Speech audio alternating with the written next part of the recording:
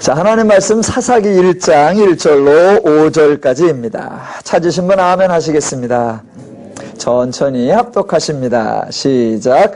여호수아가 죽은 후에 이스라엘 자손이 여호와께 여쭈어 이르되 우리 가운데 누가 먼저 올라가서 가나안 족속과 싸우리이까? 여호와께서 이르시되 유다가 올라갈지니라.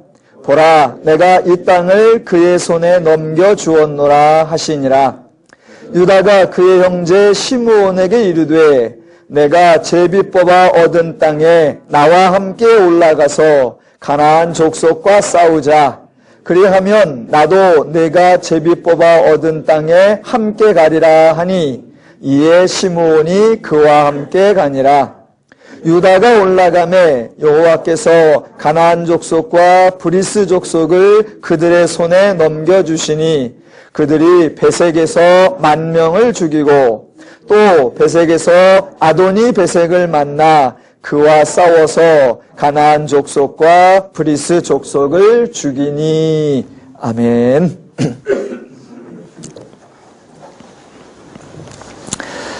세상 살아가다 보면 개인이든 국가든 사업에든 여러 차례 전환이 있습니다. 흔히 남자의 경우는 장가를 가야 사람이 된다라고 말을 하고 여자의 경우는 애를 낳아야 한다 뭐라는 말도 있습니다. 사람이 된다는 것은 그동안의 삶에 대한 좁은 안목이나 또는 개인적 안목에 머물러 있던 것에서 전환을 통해 넓은 안목 또는 가정을 보는 안목 또는 인생을 보는 안목이 생겼을 경우 큰 전환이 이루어졌다라고 말할 것입니다. 우리나라의 경우 국가적으로도 여러 차례 전환이 있었지요. 왕조가 망했었고 그래서 어느 나라에 식민지 생활을 하기도 했었고 그러다가 독립이 되었을 때 큰 전환이 되었었고 그 상태에서 분단이 되니까 또 다른 전환이 되고 아마도 통일이 되면 우리나라 운명에 또 다른 전환이 되기도 할 것입니다. 사업을 할 때에도 전환이 있습니다. 처음에 계획만 가지고 있는 것과 그 계획이 달성된 것은 전혀 차원이 다른 전환입니다. 흔히들 시작이 반이라고 말들을 하지만 엄밀하게 말하면 시작은 시작일 뿐입니다. 하지만 시작한 것과 완성된 것은 전혀 차원이 다릅니다. 그래서 시작할 때 기대도 물론 있지만 두려움도 있고 염려도 있습니다. 완성된 후에는 두려움과 염려를 할 필요가 없습니다. 그러므로 어떤 사람이나 어떤 상황이나 어떤 단체를 볼 때마다 전환이 이루어지기 전인가, 전환이 이루어진 후인가를 잘 고려해서 판단해야 할 것입니다. 성경을 읽어보시면 성경에도 여러 차례의 커다란 전환이 있는 것을 알 수 있습니다.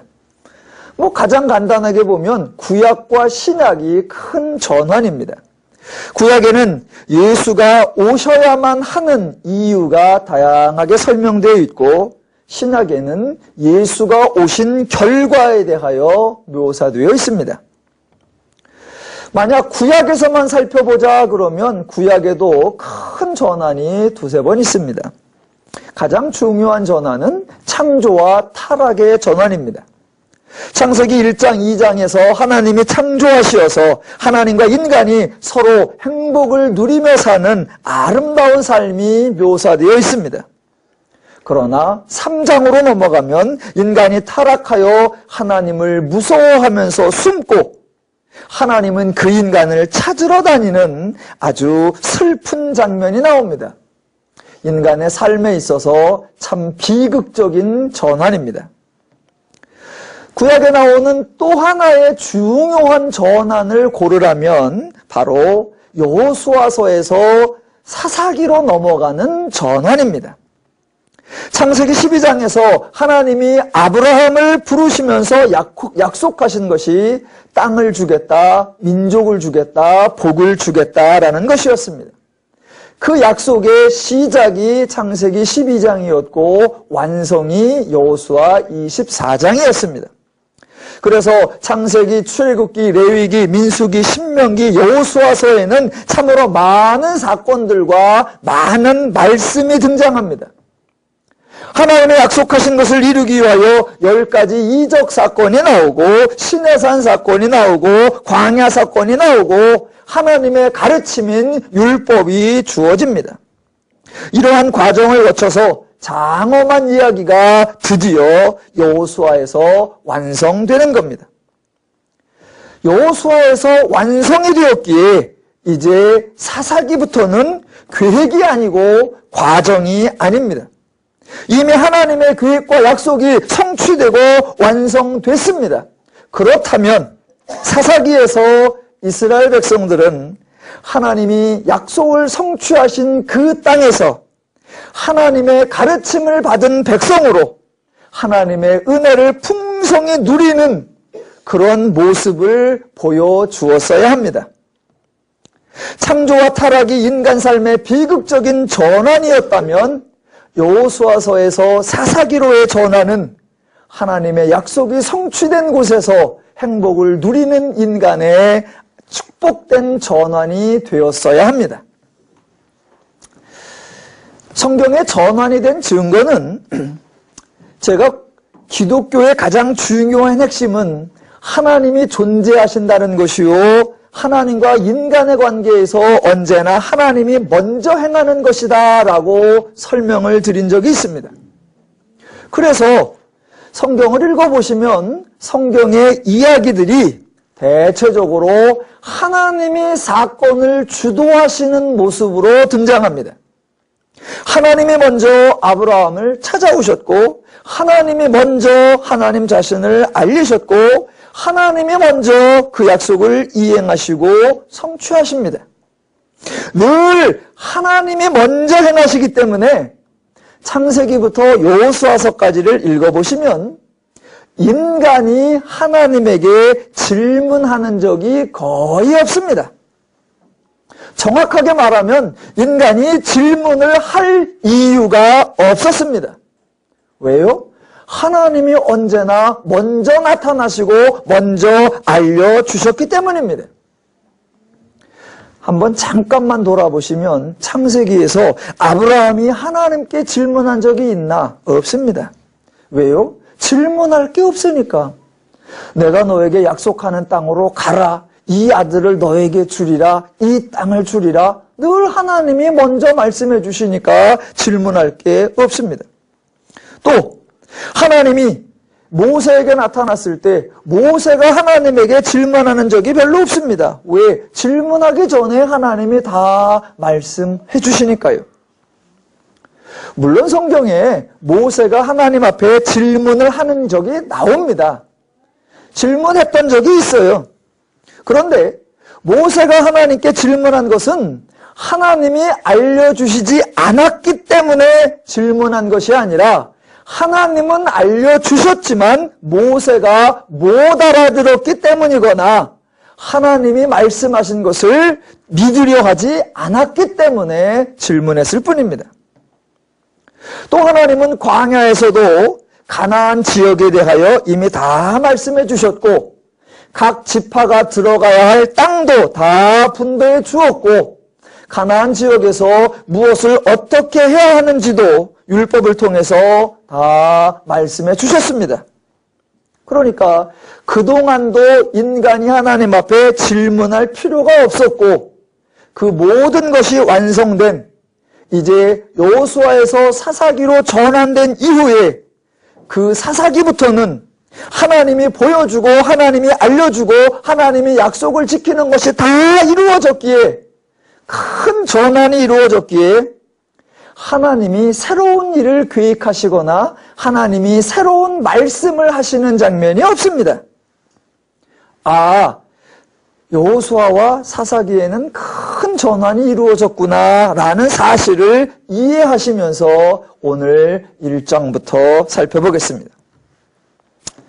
자, 오늘 본문 1절로부터 5절에는 많은 사람들이 일상적으로 신앙에 좋은 모범이다라고 생각되는데 정확하게 말하면 신앙의 모델로 오해되고 있는 그런 장면이 나옵니다. 과연 오늘 본문이 신앙의 좋은 모범인지 아니면 기독교 신앙의 왜곡인지, 혹시 여러분들은 신앙생활을 어떻게 하고 있는지 신중하게 점검해보는 시간이 되기를 원합니다. 1절을 보겠습니다. 이스라엘 자손이 여호와께 여쭈어 이르되 우리 가운데 누가 먼저 올라가서 가나안 족속과 싸우리이까? 여호와께서 이르시되 유다가 올라갈지니라 입니다. 4절로 이어가 보면 유다가 올라가면 여호와께서 가나안 족속과 브리 족속을 그들의 손에 넘겨주시니 그들이 베색에서 10,000명을 죽이고. 이스라엘 백성이 여호와께 여쭈어 보았고 여호와께서 대답하셨습니다. 이스라엘 백성들은 여호와께서 말씀하신 대로 올라가서 전쟁에서 승리했습니다. 아주 은혜로운 장면입니다. 그래서 이 장면을 보고 흔히들 이렇게 말합니다. 성경에 이렇게 아름답고 은혜로운 장면이 있으니 여러분도 무슨 일을 할 때마다 언제든지 하나님께 여쭈어보고 하나님께서 대답해 주시는 대로 행하라 라고 말합니다. 과연 본문은 그렇게 은혜로운 장면이고 과연 본문은 성도들에게 이와 같이 행하라고 권면하는 장면일까요? 매사에 하나님께 물어보고 행동하는 것이 틀렸다는 것이 아니라 성경은 저와 여러분이 생각하는 것보다 더 높고 더 확실하고 더 보장된 삶을 알려주는데 기껏해야 물어보고 응답받는 수준에 머문다면 그것은 너무 신앙이 초라하고 가난하다는 겁니다. 성경은 그것보다 훨씬 더 깊고 풍성하다는 겁니다. 자초지종을 한번 확인해 보도록 하겠습니다. 혹시 좋으시는 분이 계시거나 중간에 급히 가실 분이 계실지도 모를 것 같아서 결론부터 미리 말씀을 드리겠습니다. 결론부터 말씀드리자면 이스라엘 자손이 하나님께 여쭈어 보는 것은 겸손하게 하나님의 뜻을 구하는 것이 아닙니다. 자신들의 행동을 하나님의 말씀에 따르려고 하는 순종의 모습도 아닙니다. 왜냐하면 하나님은 이미 이스라엘에게 다 알려주셨기 때문입니다. 이스라엘 자손이 광야에 있을 때에 가나안 지역에 들어가서 각 지파가 차지할 지역에 대한 분배가 이미 끝이 나 있었습니다. 그러니까 어느 지파가 가느냐, 어디로 가느냐라는 것은 이미 다 정해져 있었다는 것입니다. 이스라엘 자손들은 자기들이 분배받은 지역으로 올라가면 되는 겁니다. 하나님께 여쭈어 볼 것도 없고 하나님의 응답을 기다릴 것도 없습니다. 왜? 이미 다 정해져 있으니까. 그런데 그렇게 이미 다 결정해져 있는데도 불구하고 하나님 앞에 또 하나님 앞에 다시 하나님 앞에 재차 여쭈어 본다면 그것은 신중한 것이 아니라 불안하기 때문이요.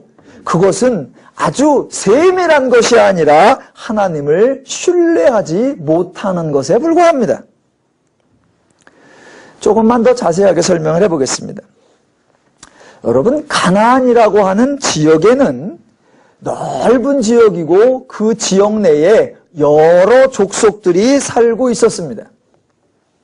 하나님이 아브라함에게 땅을 주시기로 약속하는 장면이 창세기 15장 19절에 나오는데 이렇게 나옵니다. 제가 읽어드리겠습니다. 겐 족속과 그니스 족속과 간몬 족속과 헷 족속과 브리스 족속과 르바 족속과 아모리 족속과 가나안 족속과 기르가스 족속과 여부스 족속의 땅이니라 하셨더라. 약 10부족에 대한 명칭이 나옵니다. 그리고 그 지역에 대하여 하나님이 모세에게 하나님의 약속을 확인하시는 장면이 출애굽기 3장 8절에 이렇게 나옵니다. 아름답고 광대한 땅, 젖과 꿀이 흐르는 땅, 곧 가나안 족속, 헷 족속, 아모리 족속, 브리스 족속, 히위스 족속, 여부스 족속의 지방에 데려가려 하노라. 이번에는 7 족속의 이름이 나옵니다. 그리고 이제 민수기 26장 33절에 의하면 하나님이 약속하신 그 지역에 대한 제비를 뽑아 각 지파에게 다 분배를 마칩니다. 그리고 실제로 여호수아 13장 이하에 가보면 각 지파가 차지할 영토의 경계가 다 자세하게 기록되어 있고, 특별히 여호수아 15장은 유다 자손의 기업, 유다 자손의 경계, 유다 자손의 성읍들이 자세하게 기록되어 있습니다. 그러니까 이스라엘 자손들은 이미 가나안 지역에서 자기들이 들어가서 살 지역들을 다 알고 있었다는 것입니다. 분양 끝났고 자기 땅, 자기 영토, 자기 소금 모두 다 알고 있었습니다. 동시에 자기들이 들어가 살아야 하는 그 지역에 어느 족속들이 살고 있는지도 다 알고 있었다라는 것입니다. 자, 이스라엘이 가나안 지역에 들어온 것은 어느 날 우연히 일어난 일이 아닙니다. 하나님이 아브라함에게 약속하시어 모세와 여호수아를 거쳐 약속의 성취로 진행된 것입니다. 왜 지금까지 설명드린 게 중요하냐면, 오늘 본문 사사기 1장 1절에서 이스라엘 백성들이 여호와께 질문을 하는데 그 질문의 의미를 정확하게 파악해야 한다 이겁니다. 자, 이스라엘이 묻는 것이 1절, 우리 가운데 누가 먼저 올라가서 가나안 족속과 싸우리까? 입니다. 여러분, 이 질문을 잘 파악해야 합니다. 이스라엘은 여호와여, 누가 갈까요? 또는 어디로 갑니까? 라고 물은 것이 아니라는 겁니다. 정확하게 이렇게 되어 있습니다. 누가 가나안 족속과 싸우리까? 입니다. 즉, 싸워야 하는 대상이 나와 있는 겁니다. 가나안 지역에 사는 7개 내지는 10개 족속들 가운데 가나안 족속과 싸우려고 합니다. 그렇다면 누가 가야 하는지 알 수 있나요? 모르나요? 자, 이미 가나안에 들어가서 12지파가 어느 지역에서 살아야 하는지 분배 다 끝났고, 자기들이 들어가야 할 땅에 가나안 원주민들 중에 어느 지파, 어느 족속에 살고 있는지도 다 알고 있었습니다. 그때 하나님 앞에, 하나님, 우리가 가나안 족속과 누가 싸워야 됩니까? 라고 묻는 것은 전혀 물어볼 말이 아닙니다. 왜? 이미 다 밝혀져 있고 이미 다 알려져 있기 때문입니다. 누가 가나안 족속과 싸우느냐? 그 가나안 족속이 살고 있는 지역을 할당받은 지파가 올라가서 싸우면 됩니다. 이미 다 밝혀져 있단 말입니다. 그러니까 지금 이스라엘이 누가 먼저 올라가서 가나안 족속과 싸우리까? 라는 것은 묻는 것이 아니고 질문하는 것이 아니고 대답을 기다리고 있는 것이 아니다 그 말입니다. 여러분, 이와 같은 질문에는 하나님이 아니어도 저도 다 대답해 줄 수 있습니다. 생각해 보십시오. 이미 땅 분배 다 끝났고 내가 들어가야 하는 곳이 어딘 줄 알고 거기에 누가 살고 있는지 다 아는데, 그때서 가나안 족속과 누가 싸우리까? 정답, 가나안 족속이 사는 지역을 할당받은 지파가 가라. 끝! 너무나 간단합니다. 실생활의 예를 하나 들어보겠습니다. 우리가 한 6층짜리 교회를 건축했다고 생각해 봅시다. 그냥 예예요. 예배 장소도 없는데 언제 6층을 줘. 자, 교회를 그렇게 건축을 했는데, 자, 1층은 로비로 하고 2층은 본당으로 쓰기로 하고 3층에는 장년부가, 4층에는 아동부가, 5층에는 중고등부가, 6층에는 청년부가 쓰기로 계획을 다 짜서 결정해놨습니다. 건축이 끝나고 입당 예배를 드리는 날, 성도들이 다 교회 마당에 모여 있습니다. 목사도 거기 서 있습니다. 그때, 자, 중등부 학생들이 나와서 질문을 합니다. 목사님, 누가 먼저 올라가서 5층 중등부 청년부실로 가리이까? 이게 질문입니까? 그렇게 물어보면 뭐라고 대답합니까? 중등부가 가라 그러면 되지요. 왜? 5층은 이미 중등부가 쓰기로 정해져 있으니까. 너무나 쉬우니까 하나 더 해볼게요. 목사님, 누가 먼저 올라가서 3층 장년부실로 갈까요? 정답은 장년부가 올라가라입니다. 한 번 더. 누가 먼저 올라가서 6층 청년부실로 가리이까? 대답은 청년부가 갈지니라. 예, 하나도 어렵지 않습니다. 그거는 물어볼 것도 아닙니다. 그렇게 이미 다 정해져 있음에도 불구하고 마치 아무것도 결정된 것이 없는 것처럼 매번마다 각 사람마다 와서 물어보고 또 물어보고 다시 물어보고 재차 물어보면 그거는 매사에 목사님의 뜻을 물어보고 목사님의 의견에 따르려고 하는 신중한 태도이다가 아니라 목사님을 귀찮게 하는 쓸데없는 짓에 불과한 것입니다. 자, 지금 이스라엘이 여호와께 나와 누가 먼저 올라가서 가나안 족속과 싸우리이까? 앞뒤를 모르면 이스라엘은 참 신중하게 하나님 앞에 물어봤구나라고 할 수 있단 말입니다. 그런데 앞뒤를 알면 이건 물어볼 게 아니라 그냥 가면 되는 거다라는 것입니다. 가나안 지역에 대해서 조금만 더 설명을 드려보겠습니다. 사사기에서 이스라엘이 정복하려고 하는 지역을 통틀어서 뭐라고 하느냐? 가나안 지역이라고 합니다. 가나안이라고 하는 것이 그 지역 전체를 이르는 통칭이었다면 오늘 1장 1절에 나오는 가나안 족속, 이 가나안 족속이 혹시 가나안 지역에 살고 있는 모든 족속을 통틀어 말하는 거 아니었습니까? 라고 질문할 수도 있습니다. 예, 그렇게 생각할 수도 있습니다. 하지만 그렇게 생각하시려면 조금 더 치밀해야 합니다. 가나안 지역이나 가나안 족속이라는 말은 이중적인 의미가 있습니다. 가나안 지역에 사는 주민들을 전체를 통틀어서 가나안 족속이라고 부르는 경우도 있고 그 가나안 지역에 사는 7개 내지 10개의 족속 중에 특별히 가나안 족속만을 골라서 가나안 족속이라고 부를 때도 있습니다. 그러므로 성경에서 가나안 족속이라는 표현이 나올 때 이게 가나안 지역 전체 주민을 말하는 것인지 그 중에 가나안 족속만 의미하는지를 구분해야 합니다. 그러니까 어느 지역을 부를 때 외부에서 그 지역을 부를 때에는 전체를 말할 수 있습니다.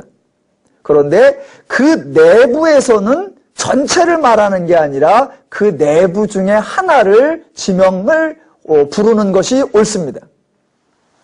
예를 들면 이런 거죠. 자, 대전역에서 어떤 사람이 택시를 탑니다. 어디로 모실까요? 그랬더니 하는 말, 노은동으로 갑시다.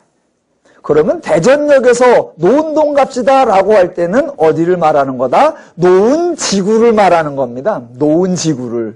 아, 저쪽 태평동 쪽으로나 저 파남동 쪽으로가 아니라 노은동 쪽으로 가자 이 얘기죠. 그렇게 노은동 가자라고 할 때 그 노은동 내에는 노은지구 내에는 노은동, 하기동, 지족동, 반석동 여러 동이 있습니다. 그렇지만 대전역에서 노은동 가자라고 할 때는 이 전체 지역을 의미하는 겁니다. 그렇게 택시를 타고 오다가 이제 충대를 지나거나 아니면 이제 월드컵 지하도가 가까이 오면 한마디 더 하죠. 기사가 어디로 갈까요? 그러면 예, 노은동으로 가주세요. 그때 말하는 노은동은 하기동이 아니고 반석동이 아니다. 만약 월드컵 지하도에서 우회전을 틀면 반석동이나 하기동으로 가는데 나는 노은동 갈 거니까 직진을 해달라 그 말입니다. 그러니까 똑같은 노은동이란 말 속에 한 번은 노은 지역을 말하고 한 번은 그 지역 내에 있는 노은동을 의미합니다. 그러니까 가나안이라고 하는 가나안 지역이나 가나안 족속이 외부에 있을 때는 가나안에 사는 사람 전체를 의미하기도 하지만 가나안 땅에 들어와서는 그 7지파 내지 10지파 중에 특별히 가나안 족속이 사는 곳, 그곳을 가나안 또는 가나안 족속이라 그렇게 부릅니다. 그와 같이 이스라엘 백성이 만약 요단강을 건너기 전에 가나안 지역에 들어오기 전에 하나님 앞에 물어보기를 누가 먼저 올라가서 가나안 족속과 싸우리까? 라고 물었다면 가나안 지역 전체를 의미할 수 있습니다. 그런데 지금 사사기 1장에서 이스라엘 백성들은 가나안 지역에 들어와 있습니다. 여호수아서에서 이미 가나안 지역의 여러 곳을 정복을 했습니다. 그 상태에서 가나안에 들어와서 가나안 땅을 일부 정복한 상태에서 하나님께 여쭈기를 누가 가나안 족속과 싸우리까? 라고 묻는다면 이것은 가나안 전체를 말하는 게 아니라 가나안 족속을 의미하는 것입니다. 그러니까 사사기 1장을 읽으실 때에 이스라엘은 이미 가나안에 들어와 있다라는 사실을 인식하고 성경을 읽어나가야 합니다. 그래서 1장 1절에 나오는 가나안 족속과 싸우리까라는 것은 가나안 전체가 아니라 가나안 족속이다라고 이해할 수 있는 것입니다. 이게 너무나 당연한 상식인데 이 상식이 성경을 읽을 때는 통하지 않는다. 이게 참 비극입니다. 그러니까 많은 분들이 성경을 읽을 때 전후 문맥이나 자초지종을 고려하지 않고 그냥 성경에 써있는 그대로만 하려고 합니다.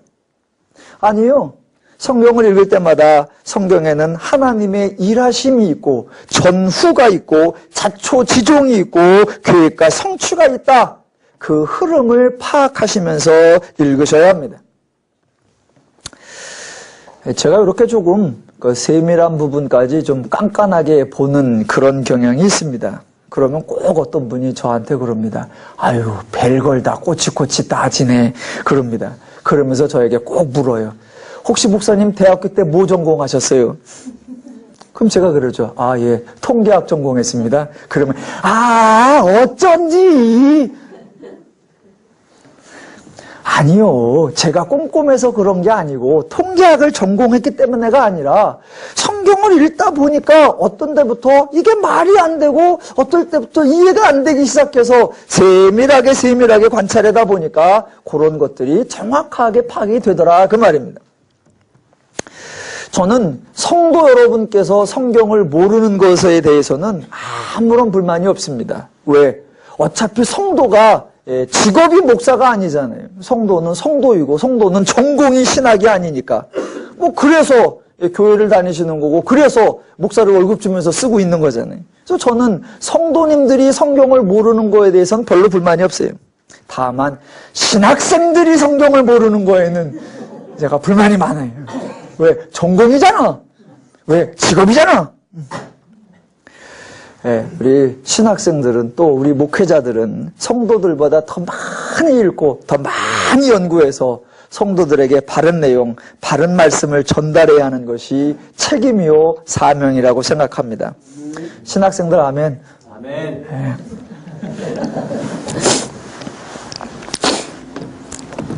자, 사사기 1장에서 자신들이 취해야 하는 조치에 대해 하나님께 여쭈어보는 이스라엘의 행동은 믿음 좋은 모습이 아니고 신앙적 모델도 아닙니다.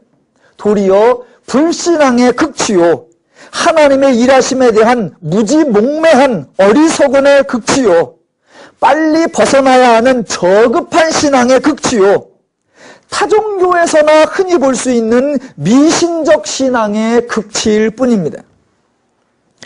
제발 부탁드리기는 이러한 신앙 행동을 따라하지 마시기를 주님의 이름으로 부탁을 드립니다. 여러분, 기독교 신앙과 타종교의 신앙을 혼돈하시면 안 됩니다. 제가 한 가지만 비교해 보겠습니다. 타종교에는 신의 뜻을 물어보는 신탁이라는 행위가 있습니다. 전쟁에 나아갈 때나 왕이 결혼을 할 때나 또는 수도를 결정할 때나 또는 누가 왕위에 오른 것일까를 정할 때나 매사에 신에게 질문을 하고 신의 응답을 받는 신탁이 있습니다. 어디에 있다고요? 타종교회. 타종교회에 신탁이 있다면 그 타종교회에 없는 것이 있습니다. 타종교회에 무엇이 없느냐? 바로 계시가 없습니다. 타종교회에 신탁이 있지만 타종교회에는 계시가 없습니다. 타종교회에 왜 신탁이 있느냐? 계시가 없기 때문에 신탁이 있는 것입니다.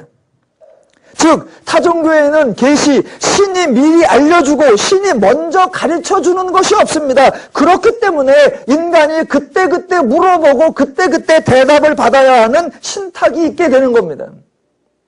그래서 타종교회는 인간이 신에게 종속되고 인간이 신에게 압제될 수밖에 없는 겁니다. 하지만 기독교는 정반대입니다. 기독교에는 계시가 있습니다. 하나님이 미리 알려주시고 하나님이 먼저 알려주십니다. 그래서 인간이 물을 것이 없습니다. 물어보기 전에 이미 계획을 말씀하시고 요청하기 전에 먼저 사역을 펼치시고 인간이 요구하거나 간청하기 전에 먼저 은혜를 주시기 때문에 기독교에는 신탁이 있을 필요가 없습니다. 타종교에는 계시가 없기 때문에 신탁이 있고 기독교에는 계시가 있기 때문에 신탁이 없는 것입니다. 이 차이점을 명확히 구분하셔야 합니다. 그런데 너무나도 속상하게 오늘날 기독교 내에서 예전이나 지금이나 신탁행위가 너무 빈번하게 행해지고 있다 그 말입니다. 타종교에서는 신탁을 행하기 때문에 신성한 중재자 또는 영험한 중재자가 존중됩니다.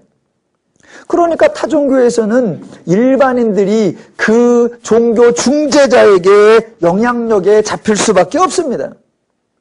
그런데 기독교는 계시가 있고 신탁이 없기 때문에 그러한 조도가 없는 겁니다. 제가 목회를 하면서 성도들에게 오해받는 게 바로 이 부분입니다.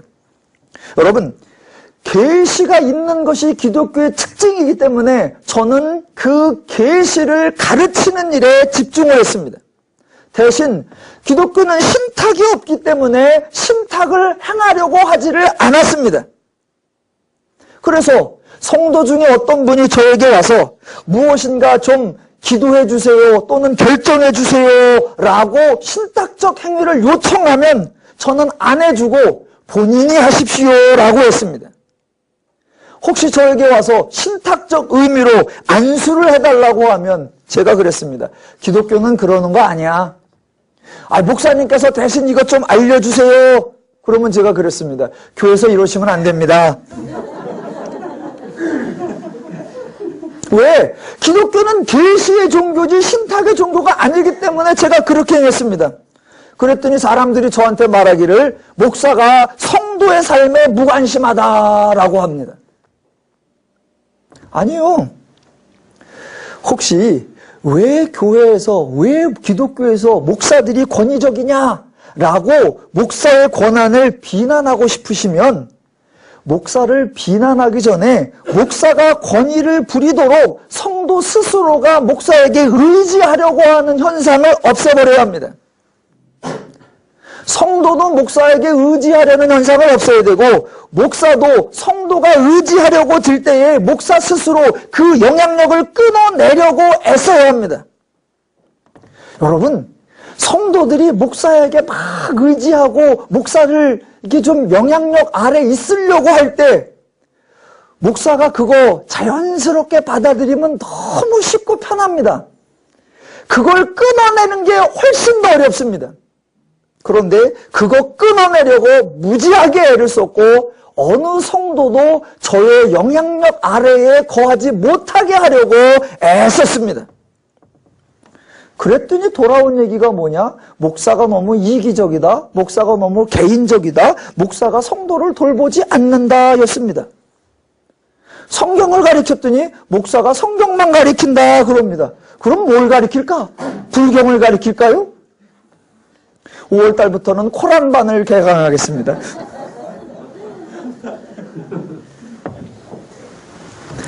기독교에는 신탁보다 더욱 분명하고 정확하고 멋지고 훌륭한 계시가 있는 줄로 믿으시기 바랍니다. 그러한 계시가 있는데 겨우 신탁 행위나 하고 있을까요? 아니요. 하나님의 계시인 성경을 읽고 하나님의 가르침을 따르는 것, 그것이 신앙생활 가장 잘하는 것인 줄로 믿습니다. 자, 이스라엘에는 신탁이 없음에도 불구하고 오늘 본문에서 이스라엘이 하나님께 여쭈어 봅니다. 그랬더니 또 하나님께서 대답을 해 주십니다. 이곳에서뿐만이 아니라 성경의 다른 곳에서도 사람들이 하나님께 질문했고 그 질문에 하나님이 대답하신 적이 있습니다. 분명히 그런 사건들이 나옵니다. 목사님, 기독교는 계시가 있기 때문에 신탁이 없는 거다. 그러면 성경에 하나님이 대답을 안 해야죠. 물어보는 것마다 왜 하나님이 다 대답을 하세요? 그러니까 그게 믿음 좋은 거고 신앙생활 좋은 걸로 알지요. 예, 그런 행동들, 그런 사건이 나옵니다. 그런 성경의 사건이 나올 때 과연 성경이 그 사건들을 이스라엘이 신앙적으로 참 믿음 좋게 정말 모델스럽게 행동하는 거다라고 보여주려는 건지, 아니면 이스라엘이 이렇게 어리석고 미련하게 행동했다라는 걸 보여주려고 하는지를 잘 구별해내야 한다라는 것입니다. 자, 오늘 사사기 1장과는 정반대가 되는 그런 장면을 하나 소개해 보도록 하겠습니다. 가장 대표적인 것이 사사기 20장 18절에 나옵니다. 한번 펴놔 보십시오. 사사기 20장에 가보면 이스라엘이 자체적으로 내분이 일어납니다. 그래서 베냐민 지파와 이스라엘 나머지 족속들이 전쟁을 벌입니다. 이스라엘 전체 지파와 베냐민 지파 하나가 싸움을 하는 겁니다. 그때 이스라엘에서 전쟁에 동원한 군사가 40만 명이나 되었다라고 나옵니다. 그렇게 40만 명의 군사를 준비하고 이스라엘이 하나님 앞에 질문을 합니다. 그게 20장 18절입니다. 이스라엘 자손이 일어나 베델로 올라가서 하나님께 여쭈어 이르되 우리 중에 누가 먼저 올라가서 베냐민 자손과 싸우리이까? 오늘 1장 1절하고 똑같은 질문입니다. 히브리어 순서까지 똑같습니다. 베냐민 족속과 가나안 족속, 그것만 순서가 바뀌어 있을 뿐 똑같은 질문입니다. 그때 하나님의 대답, 여호와께서 말씀하시되 유다가 먼저 갈지니라 하시니라. 분명히 이스라엘은 하나님께 질문했고 응답을 받았습니다. 그래서 하나님께 응답받은 대로 행동했습니다. 그렇다면 전쟁에서 이길까요? 질까요? 20절, 이스라엘 사람이 나가 베냐민과 싸우고자 하매 베냐민 자손이 기브아에서 나와서 당일에 이스라엘 사람 22,000명을 땅에 엎드렸더니. 이게 어떻게 된 일이죠? 하나님 앞에 질문해서 응답받고 전쟁에 출전했으나 대패한 것입니다.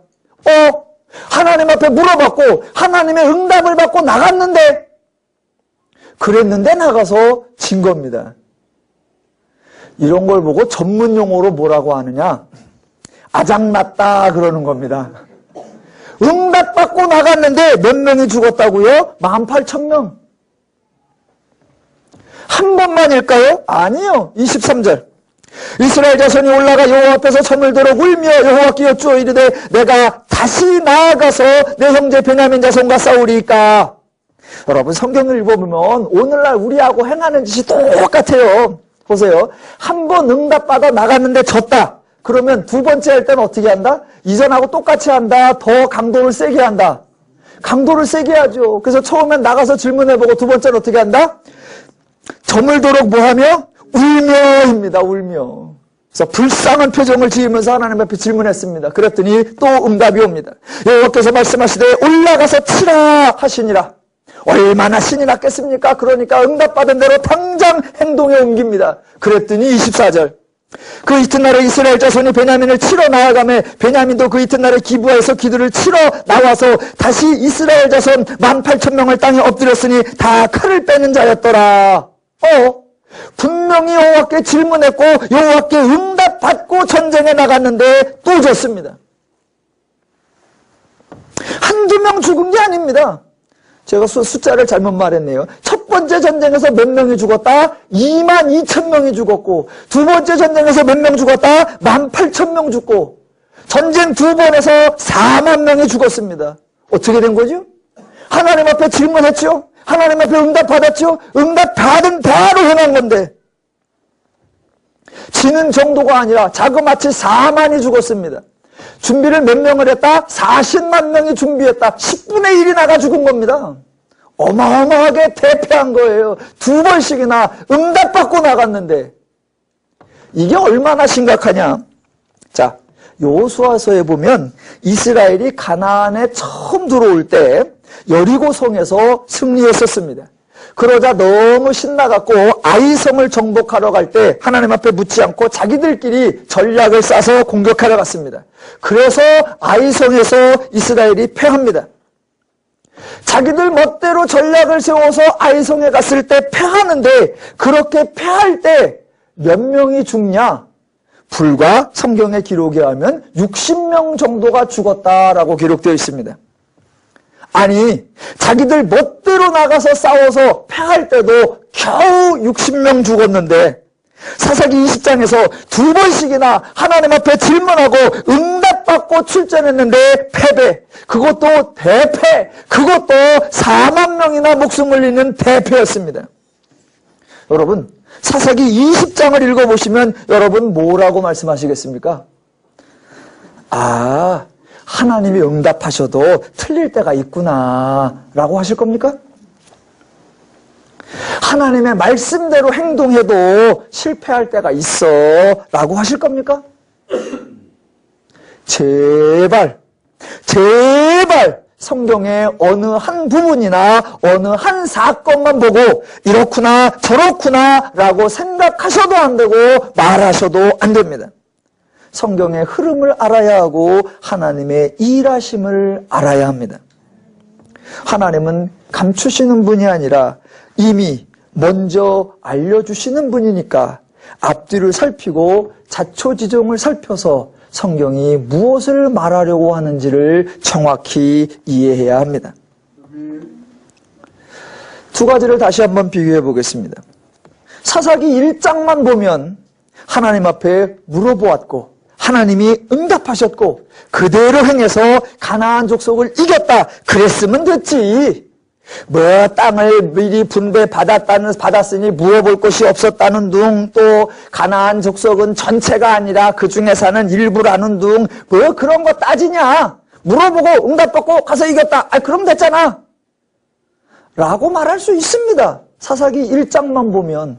그런데 사사기 20장을 보면 하나님이 응답하셨다, 그것만으로 충분하다라고 말할 수 없습니다. 사사기 1장만 아실 때는 마음이 편안하신데 1장도 알고 20장도 알면 이제 신앙이 아주 혼란스럽습니다. 그럼 또 이렇게 따지겠죠. 만약 이스라엘이 하나님께 묻는 것이 잘못이었다면 아예 대답을 하지 말지 왜 대답은 해주셔가지고 사람을 헷갈리게 하냐. 예, 물어보면 하나님은 또 대답을 하세요. 사람들이 질문하면 하나님은 대답을 하세요. 예전이나 지금도. 그래서 우리 주변에도 지금 기도했더니 하나님이 말씀하셨어, 하나님이 물어봤더니 응답하셨어, 그런 얘기 많이 듣습니다. 예, 하나님은 예전이나 지금이나 물어보면 응답하십니다. 그런데 사람들이 하나님이 응답하신다라는 것만 생각하지 정작 더 중요한 것을 놓친단 말입니다. 뭐가 중요하냐?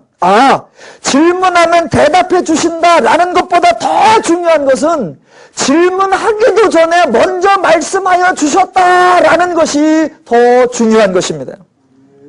그러니까 정확하게 표현하면 하나님은 대답을 해주시는 정도가 아니라 묻기도 전에 먼저 말씀해 주셨다라는 겁니다.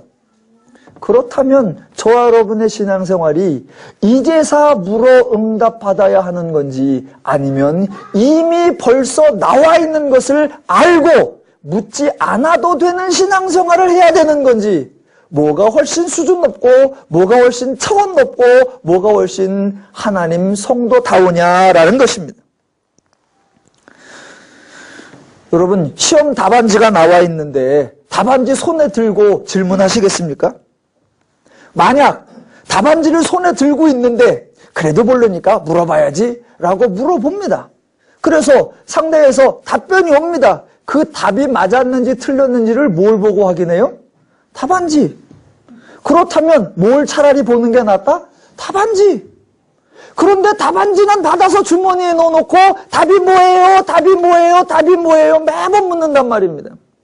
하나님이 이미 계시로 주신 성경은 덮어놓고 하나님이 이미 주신 말씀은 덮어놓고 매번 물어요. 하나님 어떻게 해요? 하나님 어디로 가요? 하나님 뭘 해요?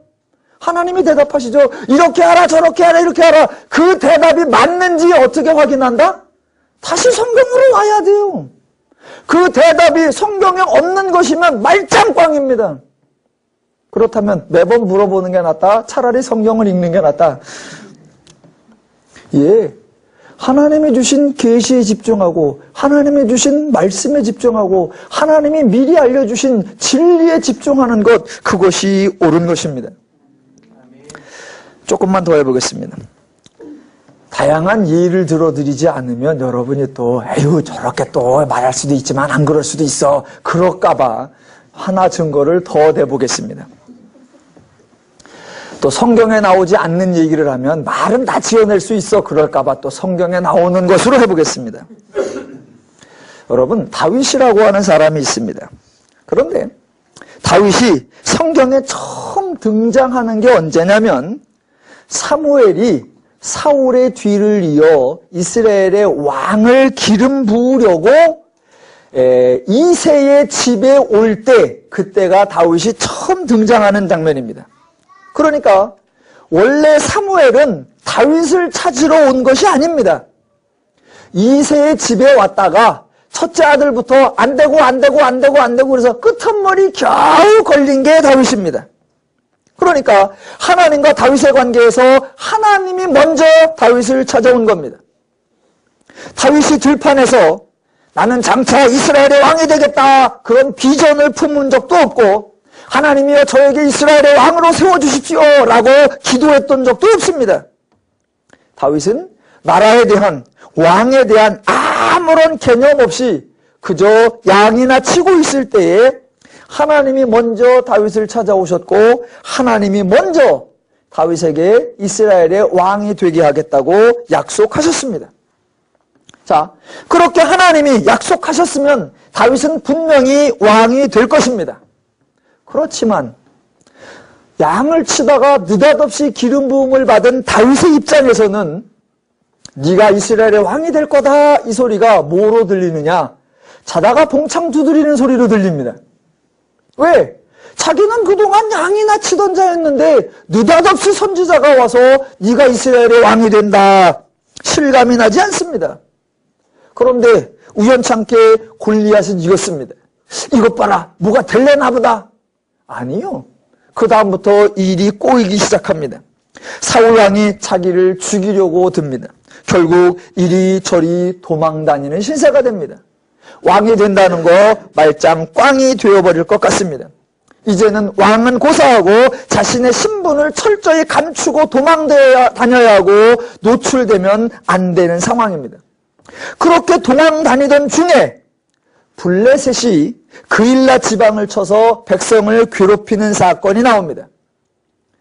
그 근처에 다윗이 있었는데 도망다니던 다윗이 장군도 아니고 같이 다니는 사람들이 군사들도 아니고 또 자기는 노출돼서도 안 되는 그런 상황인데 그일라 백성들이 블레셋에게 고통을 받고 있다는 소식을 듣고 그때 다윗이 하나님께 질문을 합니다. 사무엘상 23장 2절에 이렇게 나옵니다. 이에 다윗이 여호와께 묻자와 이르되 내가 가서 이 블레셋 사람을 치리이까? 여호와께서 다윗에게 이르시되 가서 블레셋 사람을 치고 그일라를 떠나라 하시니. 드디어 이제 다윗이 하나님 앞에 질문하고 응답받고 나가서 전쟁을 이깁니다. 그러자 그때부터 다윗은 매사에 하나님 앞에 질문을 합니다. 하나님 올라가리이까? 하나님 블레셋을 치리이까? 하나님 제가 돌아가리이까? 하나님 어떻게 할까요? 계속 질문합니다. 그때마다 하나님은 계속해서 대답해 주십니다. 그러면 또 그렇게 말할 수 있겠죠. 봐라, 다윗이 얼마나 신중하고 얼마나 믿음이 좋았는지 하나님 앞에 물어보고 행동하고 물어보고 행동하고 물어보고 행동했다. 이것이 신앙의 모델이다 라고 말할 수 있을 것 같습니다. 그런데 다윗이 그렇게 하나님을 물어보다가 어느 순간부터 딱 질문을 끊습니다. 그 이후로부터는 하나님 앞에 전혀 묻지를 않습니다. 그 전환이 뭐냐? 다윗은 왕으로 등극할 때까지는 계속해서 하나님 앞에 여쭙니다. 왜냐하면 그때까지는 다윗이 하나님의 뜻을 아직 잘 몰랐고 하나님을 잘 믿을 수 없었기 때문입니다. 양을 치던 자기가 왕이 된다는 거, 그 말을 들었고 자기 머리에 기름을 부음받기는 했지만 내가 진짜로 왕이 될 수 있을까? 이게 가능한 것인가? 아직 다윗이 하나님을 충분히 믿거나 신뢰할 수 없었기 때문에 그때에는 계속해서 하나님 갈까요? 하나님 싸울까요? 하나님 올라갈까요? 물어봅니다. 그렇게 끊임없이 하나님께 묻고 행동하던 다윗이 왕이 된 이후부터는 거의 질문을 하지 않습니다. 전쟁이 나도 적군이 쳐들어와도 물어보질 않습니다. 왜 안 물어보느냐? 이제 다윗은 알았다라는 겁니다. 어떻게 전쟁을 해야 하는지도 알았고 더 중요한 것은 하나님에 대해서 알았습니다. 하나님의 자신을 왕으로 세우겠다고 약속하셨는데 그 약속대로 자신이 왕이 된 겁니다. 아, 하나님이 말씀하시면 되는구나 라는 걸 알게 되었습니다.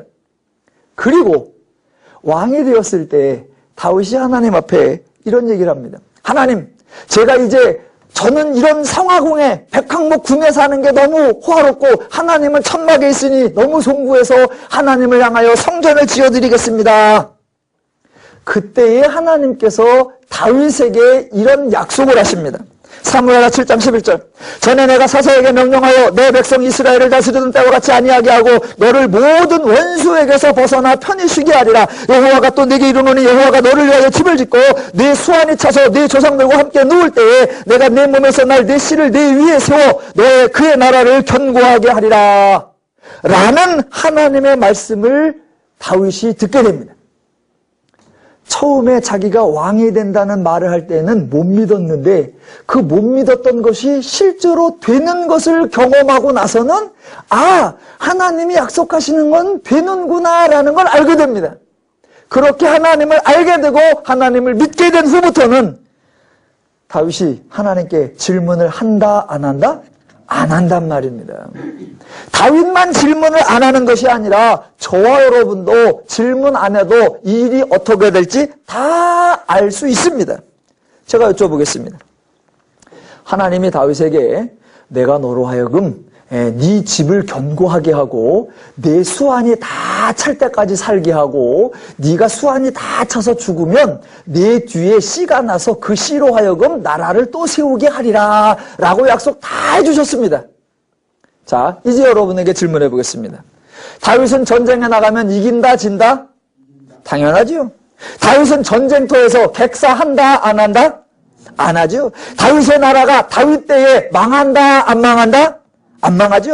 혹시 다윗이 반역으로 인해 피난을 갈지라도 돌아온다 안 온다?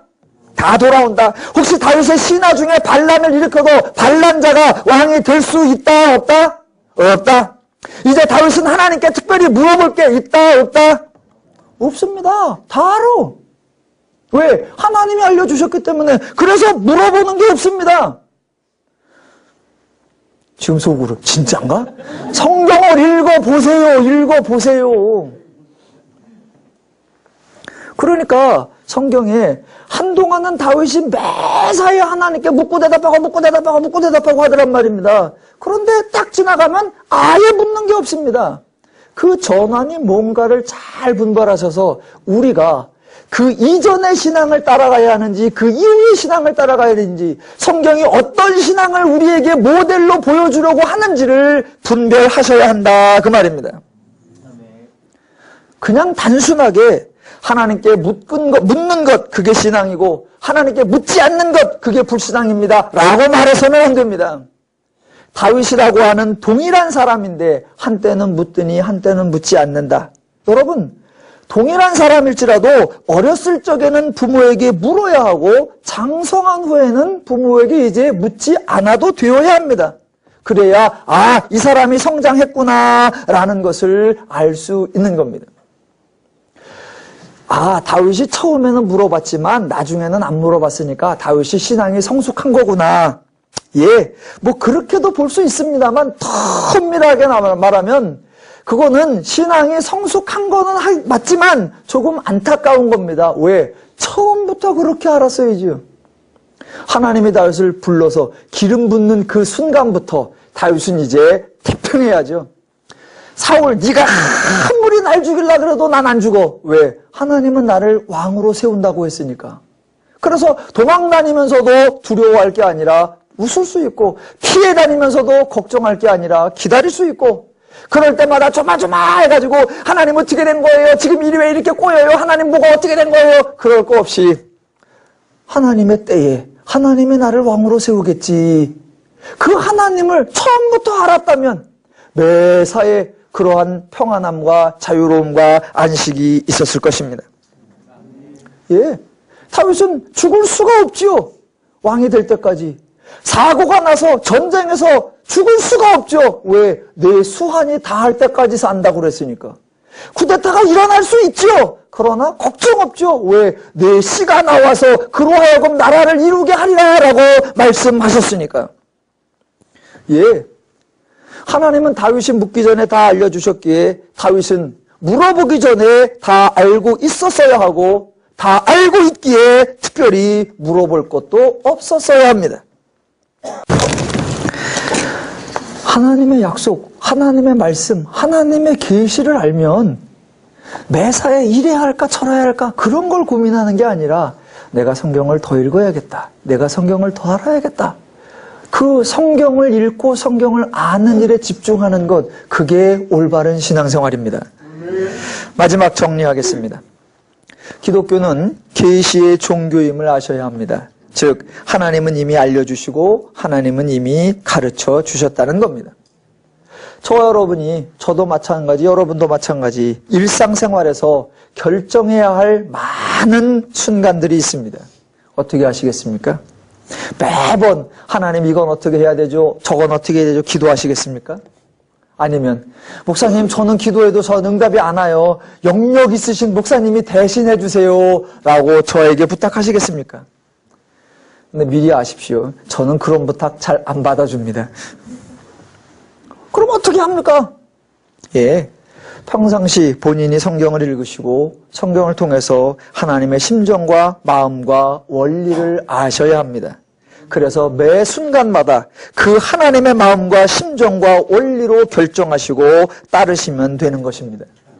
그래서 기독교의 가장 우선적인 사역, 교회의 가장 우선적인 사역, 성도의 가장 우선적인 사역, 바로 성경을 읽는 것이요, 성경을 배우는 것입니다. 하나님께서 여호수아에게 말씀하신 것, 강하고 담대하라, 오직 강하고 지극히 담대하라. 그래서 부탁한 게 뭐냐? 하나님의 말씀을 읽으라 였습니다. 하나님께서 다윗을 왕으로 세우시면서 부탁하시는 것 오직 하나, 율법을 주야로 묵상하라, 그거였습니다. 다윗이 성도들에게 권면한 게 무엇입니까? 그리스도 예수의 마음을 가지라 하였습니다. 어떻게 가집니까? 성경을 읽고 성경을 읽고 성경을 읽어서 내 속에 성경의 분량에 쌓여서 내가 생각하고 결정하고 판단하고 행동할 때마다 성경적 사고, 예수의 사고, 하나님의 사고로 하는 것, 바로 그것입니다. 성경을 많이 읽고 성경을 많이 배우시기를 주님의 이름으로 부탁을 드립니다. 성도님들이 정말 성경 모르는 것을 너무 안일하게 생각합니다. 제가 교회 생활은 참 잘해요. 주일도 한 번도 안 빠지고요. 봉사도 많이 해요. 근데 성경은 몰라요. 그게 뭐? 예를 들어 이제 주중에 또 만나면 이렇게 합니다. 제가 이번 주일에는 봉사도 못했어요. 죄송해요. 봉사 못한 건 죄송해 하면서 성경 안 읽은 거는 전혀 개념치 않아. 늘 말하면 제가 성가대도 못했고, 자원봉사도 못했고, 주차 안 나도 못했고, 이번 주에는 새벽기도도 한 번도 못 나왔어요. 이번 주에는 성도들에게 문안 인사도 한 번도 안 했어요. 그런 건 미안해. 근데 제가 이번 주에 성경을 한 자도 못 봤네요. 이런 걸 회개하는 분은 없어. 더 어이없는 건 하나님의 뜻은 알려고 하지 않아. 그런데 기도할 때마다 하나님 뜻대로 살기를 원합니다. 어떻게? 하나님 말씀은 읽지도 않아. 그러면서 하나님 말씀대로 살기를 원합니다. 어떻게? 뜻대로 살려면 일단 뜻을 알아야 되고 말씀에 순종하려면 일단 말씀을 알아야죠. 이제 성경을 통해 하나님 말씀을 바로 배우셔서 신앙의 패러다임을 변화시키기를 주님의 이름으로 축원합니다. 마치 타종교와 같은 유아적 신앙을 벗어나고 말씀을 읽고 말씀을 알아 말씀대로 살아가는 성숙한 신앙 되시기를 주님의 이름으로 축원합니다. 기도하겠습니다.